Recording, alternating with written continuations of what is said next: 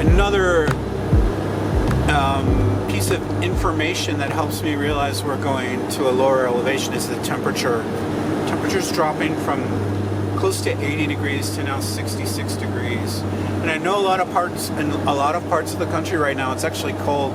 My friends in Tennessee sent me a video of Chattanooga yesterday, and it was actually snowing. So expect to see some cold weather in West Texas and probably lower elevation New Mexico, maybe even 40s or 50s. But right now it dropped about 10 degrees in 10 miles. So it's pretty low. It's a pretty good indication of elevation going lower. And we are just cruising along now, so I know we're losing elevation. The other thing I'll say before I give you a better update on where I actually am is that my trip so far has been Santa Rosa, California, to the Bay Area, and then the Bay Area to Sacramento. This was the day before yesterday, which I guess was Friday, because today's Sunday. So Friday I went from the Bay Area to Sacramento, spent Friday night in Santanella, which is a little truck stop town south of Sacramento on I-5. And then Saturday I drove a long ways. I drove from Santanella, which is essentially Northern California, all the way down to Phoenix. And there's that cool windstorm. That is really cool. That actually made me snow. I guess I'll find out when I get there. It looks like wind blowing sand or dust. There are dust storm warnings everywhere on this highway. So wide open and flat that the wind has a long ways to build up and pick up dust and snow and whatever and sand and make it a problem for travelers. It's also very windy. You can see the trucks moving around. I'm moving around because of the wind. This is a high profile RV because it's got a high roof, so it sometimes gets pushed around somewhat by the wind. Even trucks passing you, when they come and go, you can feel the wind. But anyway, so my commute so far was that Friday. Saturday spent almost all day going from Northern California to Phoenix. And then today from Phoenix, I've just passed through Tucson and wherever I am now, either western Arizona or eastern New Mexico. I think what happens with that windstorm, just my guessing at it, is the wind carries whatever it's got, snow, dust, sand, whatever's carrying around, and it's hitting that mountain range and it's got nowhere else to go. It can't just keep going flat along the ground, so it pushes it up, and that's what we're seeing. So this highway looks like it's going to curve right through there.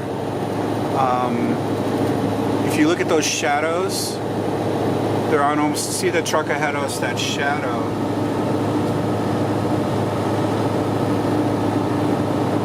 Is almost perpendicular to the highway. And that's the south. So we're heading, I guess we're heading pretty much due east.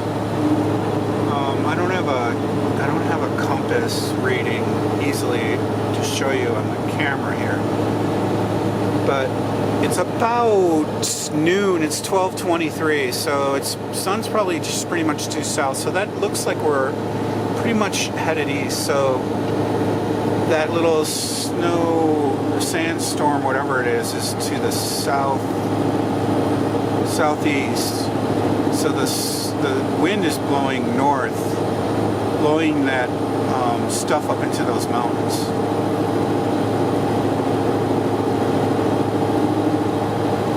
So another interesting thing I thought about when I was just reading these signs is if you look at these Cochise and Indian reservations and monuments, one sign was Cochise's holdout or something like that.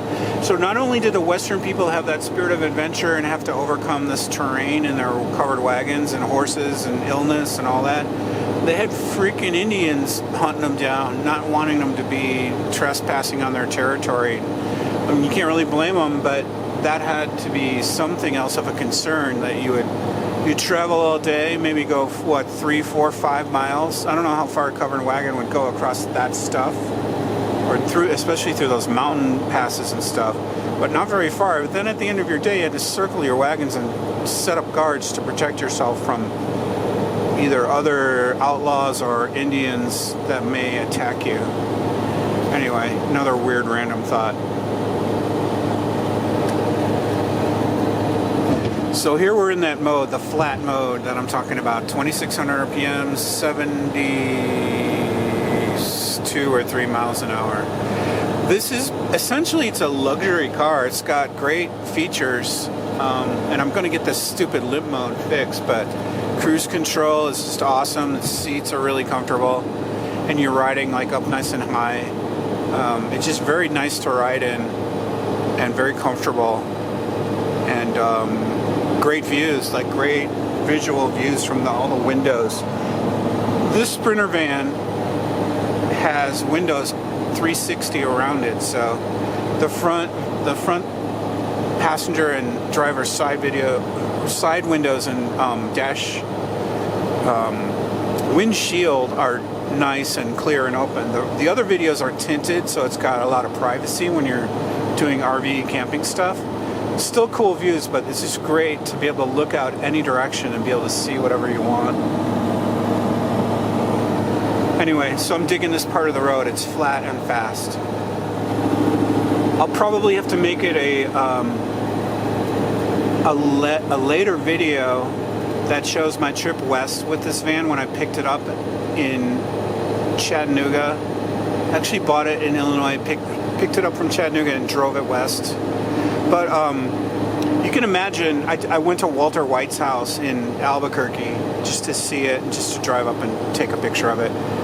You can imagine him pushing that barrel through that desert. This is the same, pretty close to the same type of desert he was in Breaking Bad.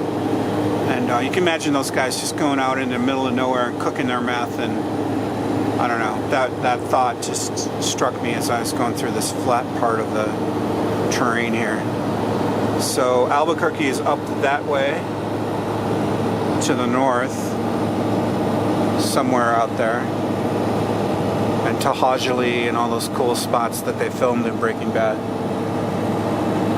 There are some little huts and houses of people that you can tell that they don't have any money or anything at all. They just live in this little shanty of a tin hut in scrub wasteland like that.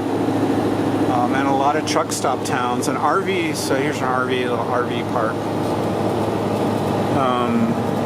My friend Michelle was telling me about this event that they have in Quartzsite, the RTR, and I went through Quartzsite, and Quartzsite to me just seemed like an empty little nothing town where Colorado River, it's right on the border of California and Arizona, where the Colorado River marks the border. But I